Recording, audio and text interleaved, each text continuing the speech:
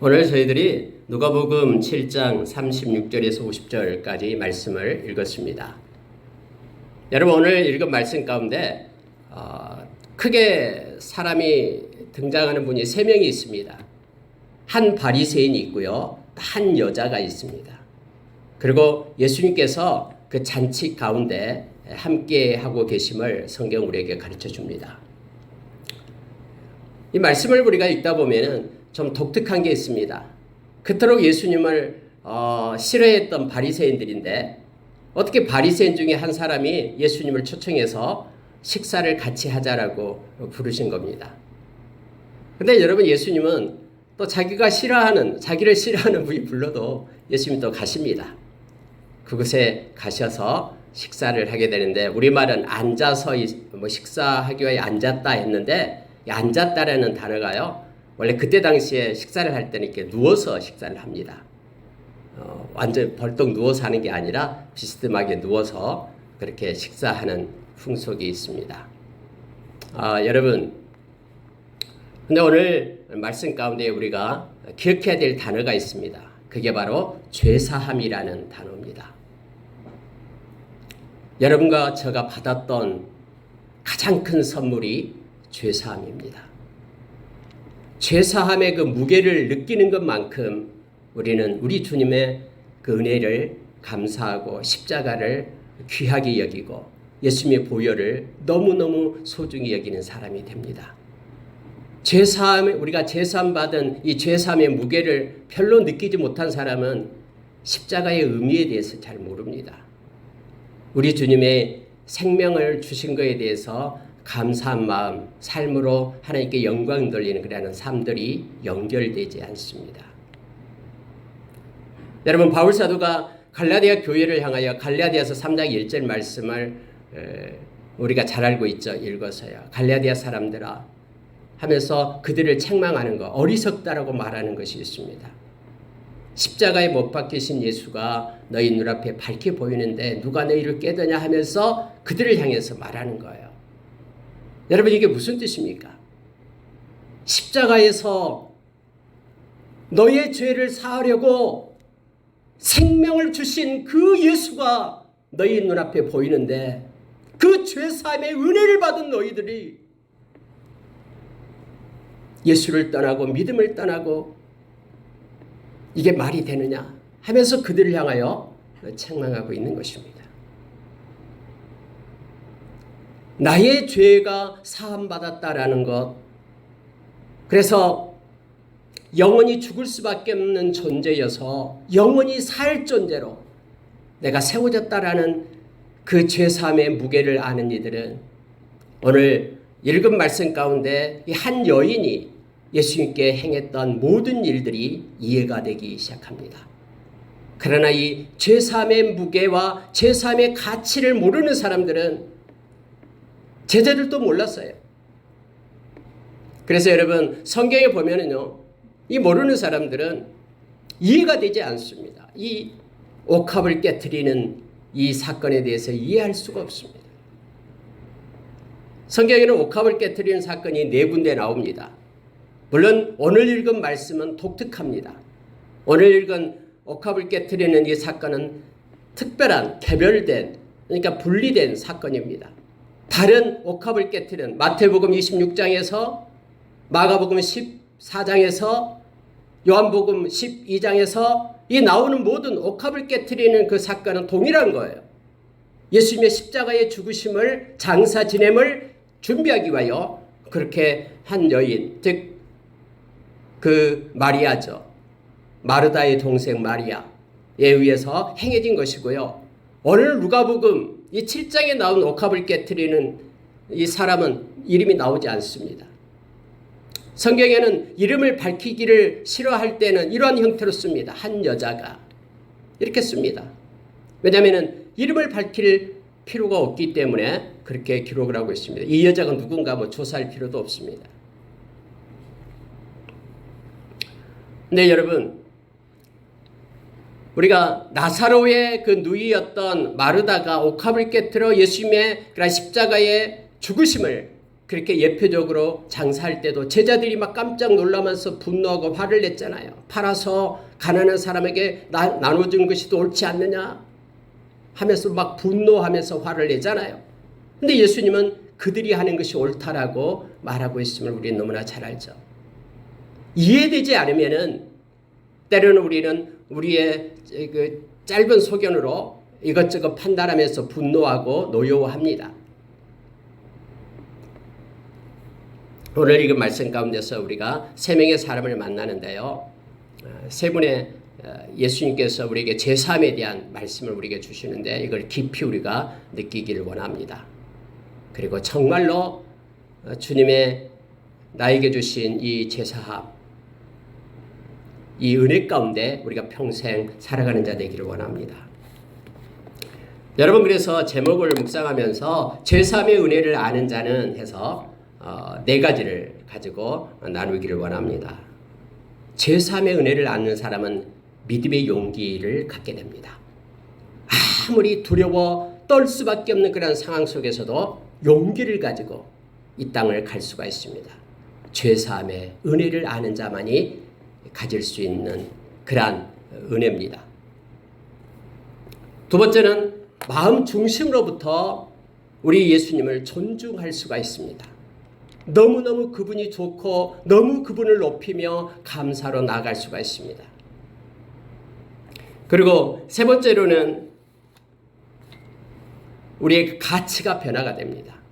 절대적 가치를 우리가 갖게 됩니다. 그래서 다른 어떤 것으로부터도 이렇게 변질되지 않는 제3의 은혜를 가진 사람은 절대적 가치로 흔들림 없이 인생의 끝날 때까지 믿음을 파수하며 나가게 됩니다. 제3의 은혜를 아는 사람은 사랑의 헌신을 삶 가운데 하게 됩니다. 사랑은 말에 있는 것이 아니라 행함과 진실함에 있다라고 우리에게 가르쳐주고 있죠. 그래서 제3의 은혜를 아는 자가 정말로 삶 가운데 사랑의 수고, 사랑의 헌신을 행할 수 있는 동력을 얻게 됨을 알게 합니다. 이 네 가지를 가지고 잠깐만 묵상하고요. 말씀을 마치도록 그렇게 하겠습니다. 여러분, 안다라는 것은 그래서 중요합니다. 알지 못할 때는 사랑할 수도 없고요. 믿을 수도 없고 또 믿는다고 또 사랑한다고 하면서도 그 깊이가 너무나 얕습니다. 사랑하는 깊이만큼, 아는 깊이만큼 더 깊이 사랑할 수 있고 더 믿을 수 있고 신뢰할 수 있습니다. 그래서 우리가 요한복음 17장 3절에서 하나님을 아는 것, 그의 아들 예수 그리스도를 아는 것, 그것이 곧 영생이다라고 우리에게 가르쳐줍니다. 지하철을 타고 가는데 새벽에 어떤 아이가 막 시끄럽게 떠들고 왔다 갔다 합니다. 좀 지하철 타면은 참 졸리잖아요. 좀 잠 좀 자려는데 새벽부터 한 애기가 막 돌아다니면서, 그런데 부모는 그 아빠가 있는데 아무 제재를 가하지 않습니다. 큰 소리치고 노래하고 막 즐거워 뛰고 하는데 아무 제재를 가하지 않습니다. 그래서 옆에 있는 그러한 승객들이 기분이 좀 나쁩니다. 어떻게 저럴 수 있냐라고. 자기 자식인데 이렇게 돌보지 그렇지 않는다라고. 그런데 그래서 이제 하나 참지 못해서 그 사람한테서 물었습니다. 아니, 당신 아들인데 좀 조용히 좀 하게끔, 도덕 좀 지키게끔 좀 해라라고 하니까 그냥 놔두고 싶습니다라고 그 아버지가 얘기를 합니다. 왜냐하면 그는 지금 엄마를 만나러 가고 있습니다 라고 말합니다. 엄마는 암 말기가 되어서 이제 마지막 이제 보면은 이제 죽을 수밖에 없는 상황이 되었습니다. 근데 이 아이가 엄마를 만나러 간다니까 너무 기뻐서 저렇게 지금 떠들고 노래하고 그렇습니다. 이 말을 들었던 그 칸에 찼던 그런 승객들은 그가 떠드는 것 보면서도 분노 대신에 마음에 눈물이 맺힌 것을 그러한 이야기를 제가 읽었습니다. 아는 것과 모르는 것은 우리의 판단을 그렇게 좌우합니다. 그 아이의 상황을 모를 때에는 아이 때문에 귀찮고 힘들고 그 남자를 비방했지만 그러나 그 상황을 알고 나니까 그 아이가 너무너무 가엾는 거예요. 그리고 아무리 큰 소리로 노래하고 그렇게 막 깔깔거려도 밉지 않는 거예요. 여러분, 우리가 십자가의 그 은혜를, 우리가 죄로 인하여 영원히 죽을 수밖에 없는 우리의 그런 모습을 우리가 깨닫고 우리 주님이 우리 대신에 죽었다는 사실, 그래서 우리에게 죄사함이 임해서 영원한 영생이 우리에게 주어졌다는 것을 아는 것만큼 우리는 십자가를 붙들고 사랑하고 노래하게 됨을 알게 합니다. 예수님이 누가복음 16장에서 지옥에 대한 얘기를 합니다. 한 부자가 지옥에 갔는데 그 불 때문에 너무너무 뜨거워서 목이 말라서 물 한 멍을 이 혀끝에 묻히고 싶은데 누구나 갖다 줄 수 없는 그런 상황이잖아요. 긍휼이 없잖아요. 다시 한번 회개할 수 있는 기회도 없잖아요. 또 변경될 수 있는 조건도 없잖아요. 영원히 그대로 가잖아요. 예수님께서는 그것이 지옥이다라고 우리에게 그렇게 말해주고 있습니다. 고린도후서 5장에 가보면은요, 10절 11절에 내려가면은 바울사도는 그렇게 말합니다. 5장 10절에서 우리 모두가 다 이 세상 끝날 때에 그리스도의 심판대 앞에 서게 될 것이다 라고 말합니다. 한 명도 예외가 없습니다. 다 그리스도의 심판대 앞에 서게 됩니다. 그런데 11절에 내려가서 바울사도는 이렇게 말합니다. 그곳에서 우리 주님의 그러한 심판의 무서움을 내가 알고 있기 때문에 모든 사람이 그리스도의 심판대 앞에 서야 되는데 그곳에서 행해지는 그 심판의 무서움을 알고 있기 때문에 나는 권면하여 말씀을 전하지 않을 수 없다라고 말합니다. 말씀을 받지 않고 복음을 받아들이지 않는 자들이 죄산 받지 못해가지고 그 죄의 벌을 영원히 영벌을 받게 되는 그 두려움을 알고 있기 때문에 나는 이 복음의 말씀, 구원의 메시지를 전하지 않을 수 없다라고 바울사도는 외치면서 그가 죽는 순간까지, 순교하는 순간까지 뒤돌아보지 않고 곁눈질하지 않고 달려갔음을 우리 너무나 잘 압니다. 안다라는 것은 우리의 삶을 이렇게 깊이를 바꾸고 또 가치를 바꾸고 있음을 우리가 알게 됩니다. 저와 여러분은 믿음의 목적이 영생이죠. 이 땅에서 잘 살고 잘 먹고 잘 살고 부자가 되고 사는 것이 우리 믿음의 목적이 아니잖아요. 베드로 전서 1장 9절에 믿음의 결국은 우리의 영혼의 구원에 있다고 말하고 있습니다. 우리가 구원받았다라는 것은 죄사함 없이는 이루어질 수 없죠. 죄는 그냥 없어지지 않습니다. 누군가가 대가를 지불해야지만이 없어지는 것이 죄입니다. 우리의 그 모든 죄, 거짓말 한마디도 없앨 수 있는 힘이 없어요. 우리에게는. 우리 주님의 보혈의 능력을 힘입어 예수님의 생명으로 저와 여러분의 죄가 사해진 것입니다. 죄사함의 은혜를 아는 사람은 오늘 말씀처럼 먼저 믿음의 용기를 갖게 됩니다. 저와 여러분이 믿음의 용기를 가져야 됩니다. 세상은 점점 악해지고요.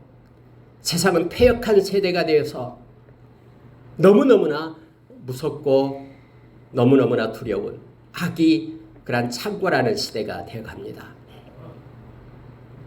만약에 죄사함의 은혜가 우리 가운데 떠나가게 되면 우리는 믿음을 소멸하게 될 것입니다. 저와 여러분이 믿음의 용기로 일어선 자 되기를 원하는데요. 여러분 오늘 말씀으로 돌아가서 다시 한번 보십시오. 한 바리새인이 예수께 자기와 함께 잡수시기를 청했다라고 말합니다. 그런데 궁극적으로 보니까 이 바리새인이 예수를 존중해서 청한 것이 아니다라는 걸 알게 됩니다. 예수에 대한 흠을 잡기 위하여 가까이 보고 예수를 흠잡기 위하여 예수를 청한 것임을 알게 됩니다. 왜냐하면 의뢰 그때 당시에는 초청을 하면은 오자마자 그 집에서 가장 낮은 자가 발을 씻을 물을 갖다 내줍니다. 그리고 진짜 존경하는 분이 오면은 발까지 씻어줍니다. 근데 발 씻을 물도 주지 않았습니다. 그때 당시는 또 기쁘다라고 인사가 바로 입맞춤입니다. 이렇게 뺨에다가 입을 맞추죠. 그때 당시 중세기 초까지도 교회에서도 그냥 입맞춤이 있었습니다. 동성끼리만 그렇게 했습니다. 남자는 남자에게, 여자는 여자에게 인사가 바로 입맞춤이었습니다. 그렇죠? 볼에다가 그렇게 했습니다. 사랑한다라는 표현입니다. 그런데 그런 것도 없었습니다. 어쨌든 이 바리새인은 예수 그리스도를 초청을 했습니다. 예수님이 그곳에 가니까 2절에 보십시오. 그 동네에 죄를 지은 한 여자가 있어 예수께서 바리새인의 집에 앉아 계심을 알고 향유 담은 옥합을 가지고 와서 이렇게 되어 있죠. 한 여인이 등장하게 됩니다. 근데 성경은 죄를 지은 한 여자 이렇게 표현하고 있음을 보게 됩니다. 죄를 지은 여자. 그 마을 사람들은 모두가 다 그 여자가 죄인임을 알게 됩니다.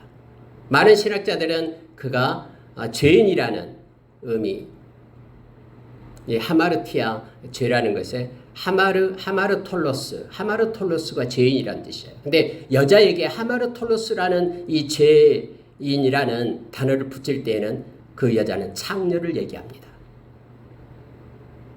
몸을 파는 창녀였음을 알게 합니다.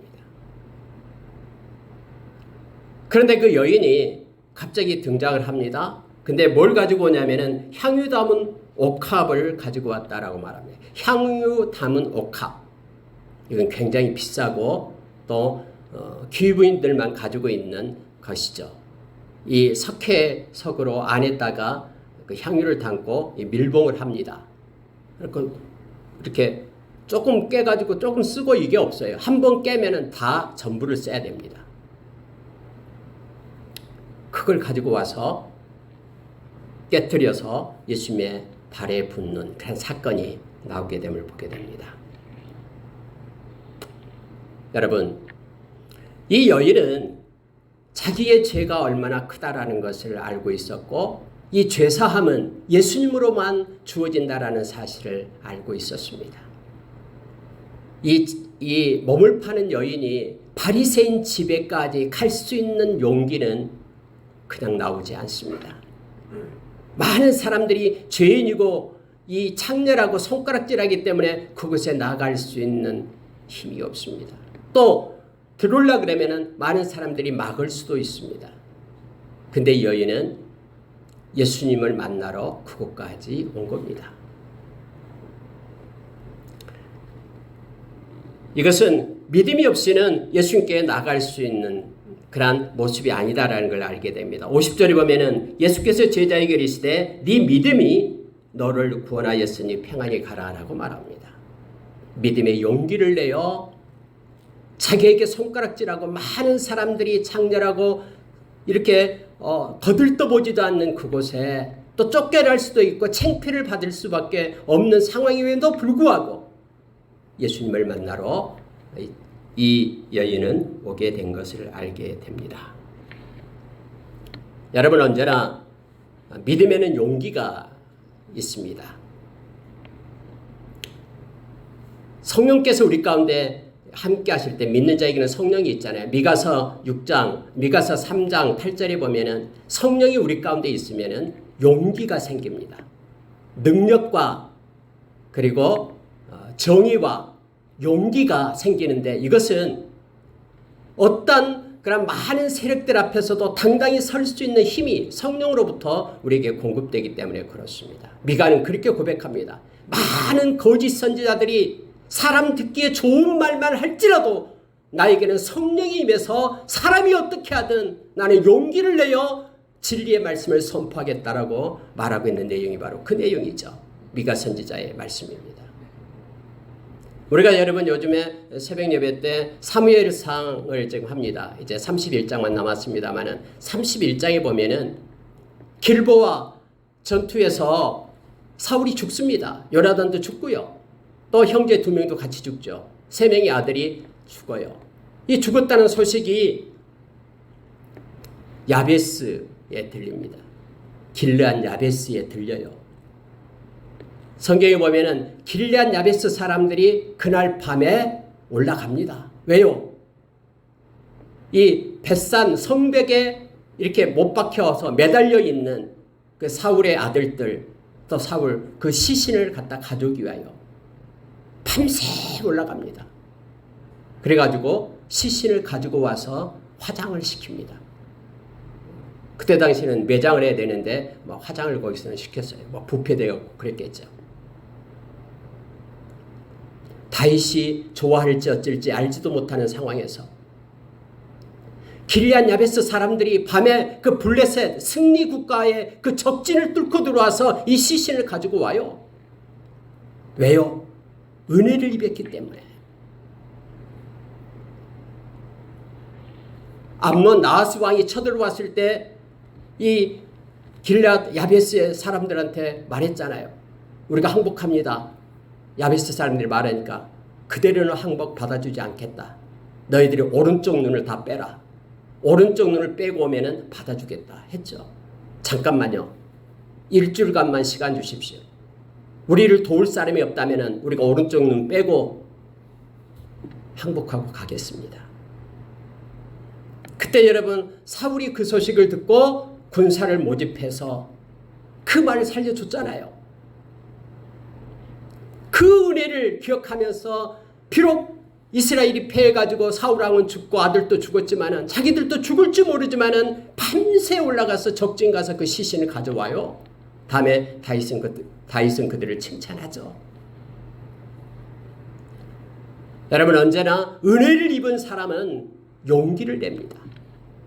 어렵고 힘든 상황에도 용기를 냅니다. 예수 그리스도께서 당신의 생명으로 저와 여러분에게 제사함을 주었기 때문에 그 십자가를 바라보는 사람은 이 세상 살아갈 동안에 믿음의 용기를 가지고 살아갑니다. 말씀을 순종할 수 있는 용기를 내어 살아가는 것입니다. 요한복음 16장 33절에서 세상에는 두렵고 고난이 있고 힘들지만은 너희는 힘을 내라. 용기를 내라. 내가 세상을 이겼다라고 우리 주님은 우리에게 가르쳐 줍니다. 주님은 우리를 떠나지 않습니다. 끝까지 함께합니다. 이 여인도 죄사함의 은혜 때문에 또 죄는 예수님만이 사해 줄 수 있다는 것을 알기 때문에 용기를 내어 예수님께로 나옵니다. 그리고 와서 두 번째로 마음의 존중을 드립니다. 여러분 마음이 존경하고 존중하지 않으면 그의 삶이 그대로 나타나게 되죠. 그래서 성경에는 언제나 마음을 지켜라라고 얘기합니다. 두 마음을 품게 되면은요 반드시 나눠지게 됩니다. 그래서 여러분 마음이 같지 않은 사람은 끝까지 동행할 수 없다라고 말하고 있는 것이죠. 아모스서 3장 3절에서 우리에게 가르쳐주죠. 하나님은 그래서 우리의 온전한 마음을 원합니다. 이 여인의 마음 가운데는 온전한 그런 마음으로 예수님을 존중하는 마음이 있었습니다.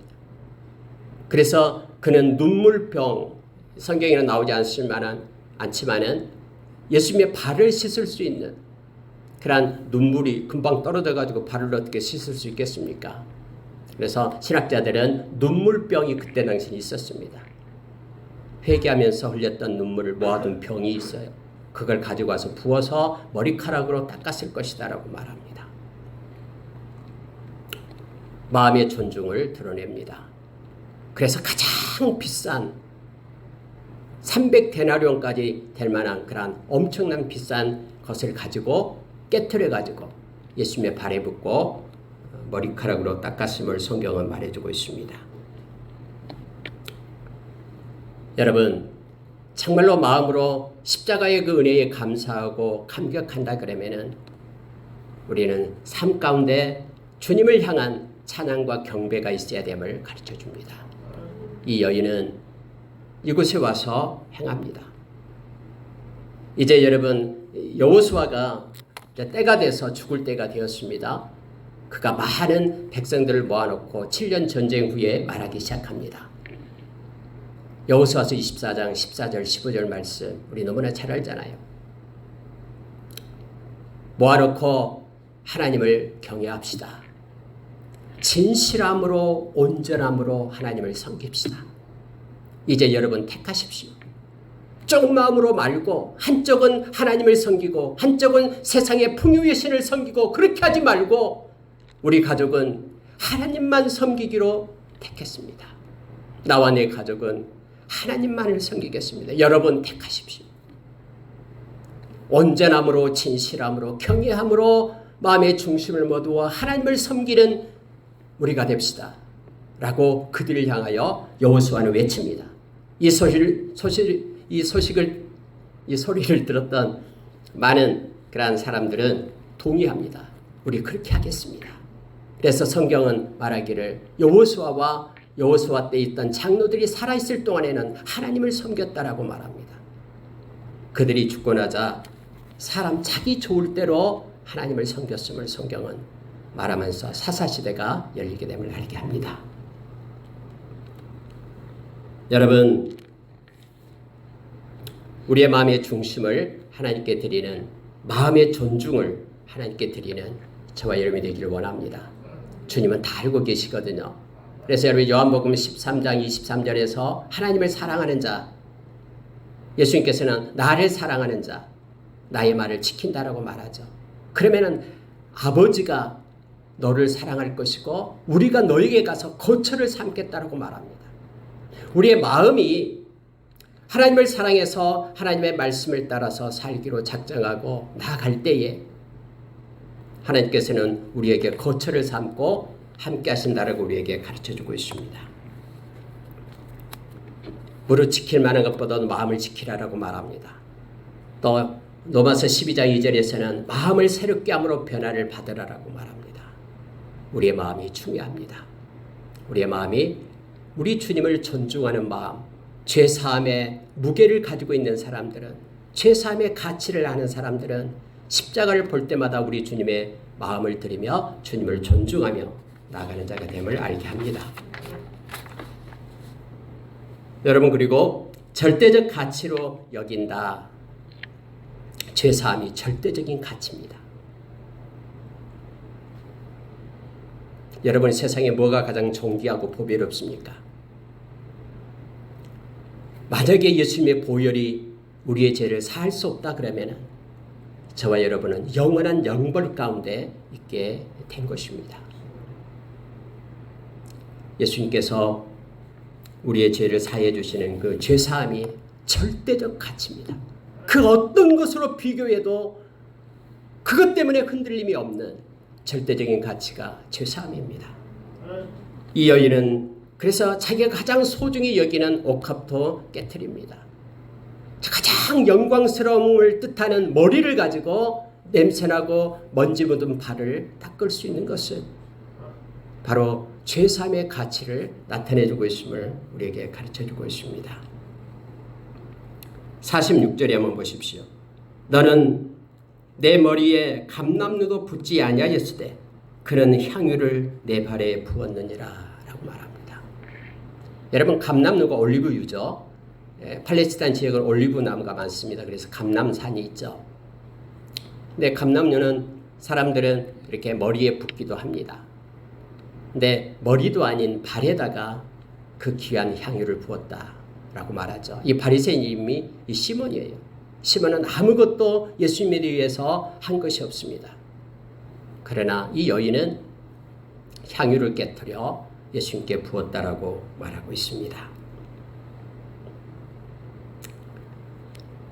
여러분, 항상 가장 가치 있는 것에 최고의 것을 드리는 것이 맞죠.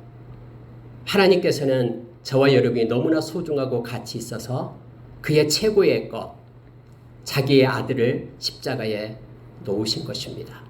저와 여러분이 가치 있고 사랑스러워서 우리를 살리려고 하나님께서 당신의 사랑을 확증시킨 것입니다. 요한계시록 1장 5절에서는 예수님께서 저와 여러분을 사랑했다라고 말합니다. 그래서 예수님의 보혈로 우리의 죄를 사하해 주시고 우리의 죄를 해결했다라고 성경은 우리에게 말해주고 있죠. 하나님도 예수님도 우리의 죄 사하는 것이 가장 큰 가치다라고 지금 성경은 가르쳐주고 있어요. 그런데 죄사함 받는 저와 여러분이 이 죄사함의 가치를 그렇게 귀중하게 생각하지 않고 있다 그러면은 생명을 주신 우리 주님은 어떻게 생각하겠습니까? 우리의 절대적인 가치가 우리의 죄가 사함받았다는 것. 그래서 복음이라는 것이 바로 복된 소식이 우리의 죄가 사해졌다는 것, 예수 그리스도를 통해서 이것이 가장 큰 기쁜 소식임을 우리가 기억하기를 원합니다. 예수님께서 마태복음 13장에 보면은 천국에 대해서 얘기하면서 거기에 뭐 7가지 비유가 쭉 나오잖아요. 근데 그 중에 밭에 감춘 보화에 대해서 얘기를 합니다. 밭에 보화가 감춘 것을 알고 나서 가서 집에 있는 것을 가산을 다 팔아서 그 밭을 샀다라고 얘기합니다. 또 좋은 진주를 찾고 있는 장사와 똑같다 해서 좋은 진주를 발견하고 자기의 모든 것을 다 팔아서 그 진주를 샀다. 이것이 천국과 같다라고 말하죠. 근데 여러분, 그 천국은 누가 갑니까? 회개하여 죄사함 받는 자가 가는 곳이 천국이잖아요. 가장 큰 가치가 있음을, 절대적 가치를 부여하고 있음을 성경 우리에게 말해주고 있습니다. 여러분과 제가 이 죄사함, 예수님의 보혈로 죄사함 받는 것, 이것은 엄청난 것입니다. 이 세상의 모든 것을 다 주고도 바꿀 수 없는 가장 존귀하고 보배로운 것임을 우리가 기억하기를 원합니다. 그래서 이 여인도 예수님께 나와서 자기의 모든 것을, 자기의 명예, 또 자기의 재물, 모든 것을 다 드려서 예수님께 그렇게 절대적인 가치를 여기면서 드리고 있는 것을 보게 됩니다. 마지막으로 여러분, 이 죄사함의 그러한 은혜를 아는 자는요, 사랑의 헌신을 행한다. 이것 보고 마치겠습니다. 여러분 41절을 한번 보십시오.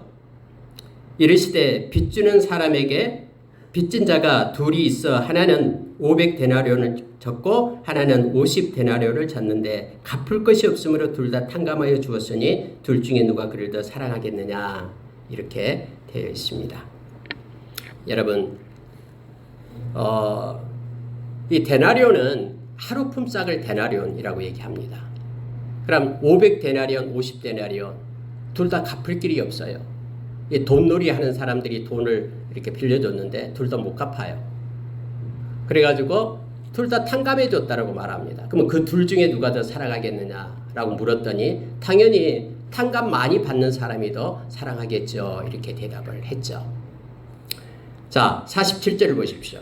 이러므로 내가 내게 말하노니 그의 많은 죄가 사하여졌도다. 이는 그의 사랑함이 많음이라. 사함을 받은 일이 적은 자는 적게 사랑하느니라 라고 말하고 있죠. 여러분, 여기서는 신적 수동태를 써서 나타내는 표현인데요. 이것은 해석하는 부분이 어려운 부분입니다.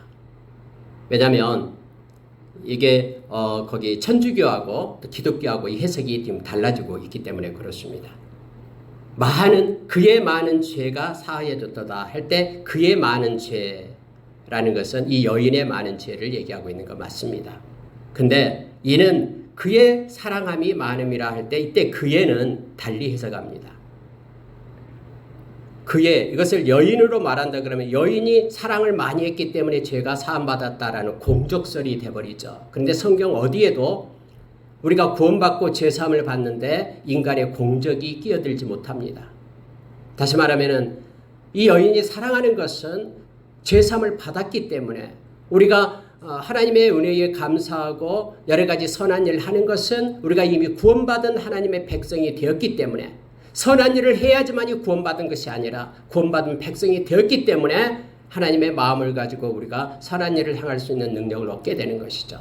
그래서 여기서는 기독교에서는 그의 사랑함이 많음이라, 이 말은 바로 원래 그의라는 단어가 없어요. 원어를 찾아보면은요, 에가페센만 나와 있어요. 에가페센이라는 것은 뭐냐면은 신적 수동태로서 그분이 사랑하셨다라는 뜻이거든요. 하나님의 사랑하심이, 죄를 사함을 준 그분의 사랑함이 커서 죄가 많지만은 그를 죄사함을 주었다라고 이렇게 해석하기도 합니다.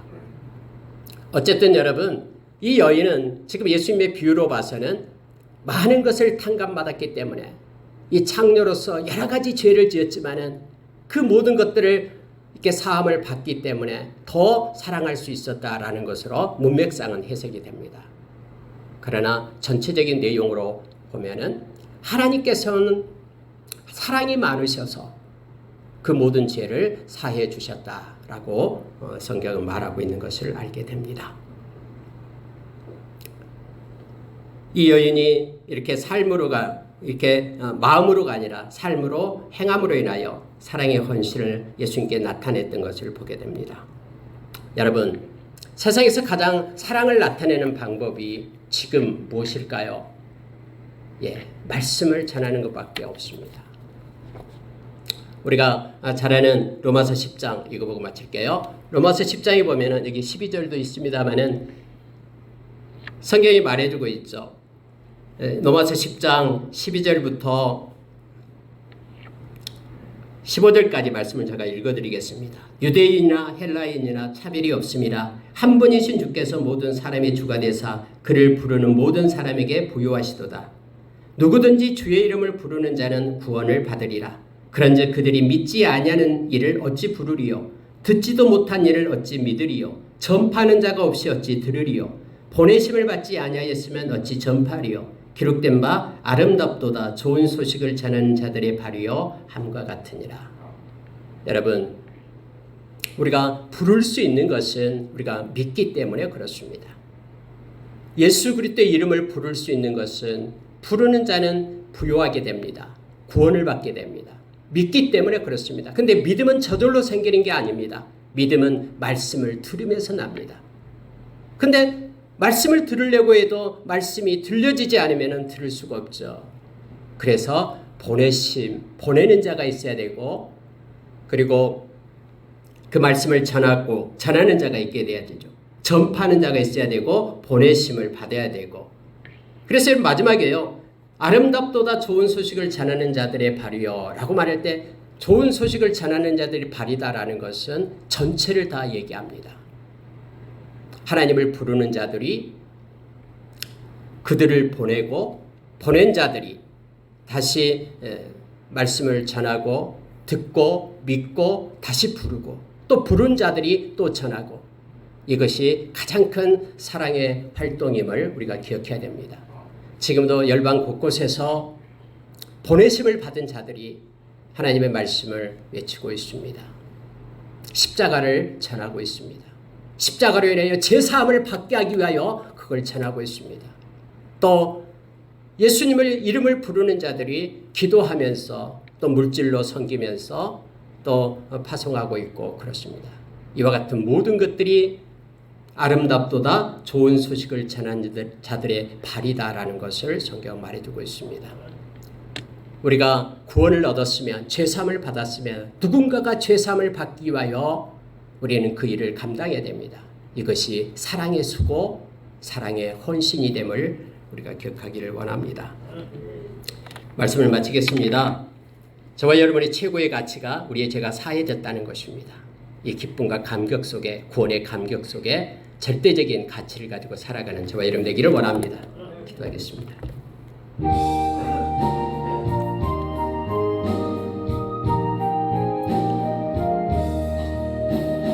하나님 아버지 감사합니다. 우리에게 제사함 주신 하나님 은혜에 감사합니다. 마음에 커다란 십자가 세우고 기쁨의 감격 속에 살아가는 자로 세워지게 하여 주시옵소서. 삶의 가치와 절대적인 주권 속에